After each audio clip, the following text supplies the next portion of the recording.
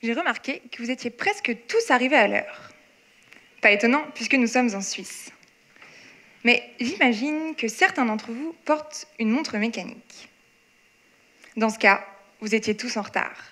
Votre montre a pris au moins 2 secondes de retard par rapport à hier. Je vais essayer de vous expliquer pourquoi. Une montre mécanique, comme son nom l'indique, ne fonctionne que par des contacts mécaniques entre chaque pièce. Ce qui signifie qu'aucune pile ne la maintient en vie. En réalité, toute l'énergie nécessaire à son fonctionnement est emmagasinée dans un ressort qui, en reprenant sa forme initiale, va transmettre l'énergie aux engrenages. Imaginons que je sois ce petit monsieur qui se promène avec sa valise pleine d'énergie. Le but de mon voyage, c'est d'atteindre les aiguilles pour vous donner l'heure de façon précise. Mais le problème, c'est que je risque de me perdre en chemin et donc de retarder le mouvement des aiguilles.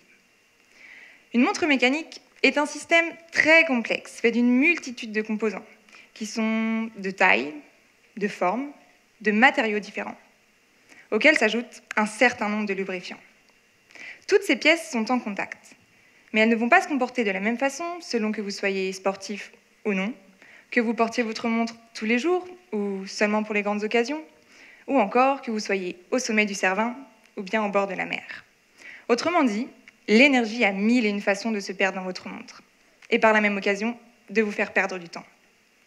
Ma thèse a donc pour but de comprendre et d'optimiser ces pertes d'énergie en utilisant une approche tribologique.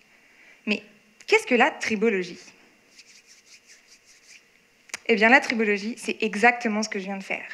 La tribologie, c'est quand on essaye de se réchauffer en se frottant les mains. La tribologie, c'est la science des frottements. Donc moi, mon travail, c'est de récupérer des pièces de montre portée, d'observer où et comment elles se sont usées. Ensuite, j'essaye de reproduire en laboratoire cette usure et ces frottements afin d'identifier les paramètres clés que l'on pourra modifier pour réduire les frottements et donc les pertes d'énergie. Mais le problème, c'est que dans une montre mécanique, il y a au moins 250 contacts différents. Autant de contacts qu'il faudrait étudier. 10 thèses ne suffiraient pas à en venir à bout. Mais heureusement, on sait que certains contacts sont plus gourmands en énergie que d'autres. Par exemple, le célèbre échappement en encre suisse dévore à lui seul 70% de l'énergie qu'il reçoit. L'étude de ces contacts me permet donc de trouver des solutions pour que vous soyez à l'heure. Par exemple, on pourrait supprimer certains lubrifiants, rajouter de l'or sur certaines pièces, ou encore modifier l'état de surface d'autres pièces.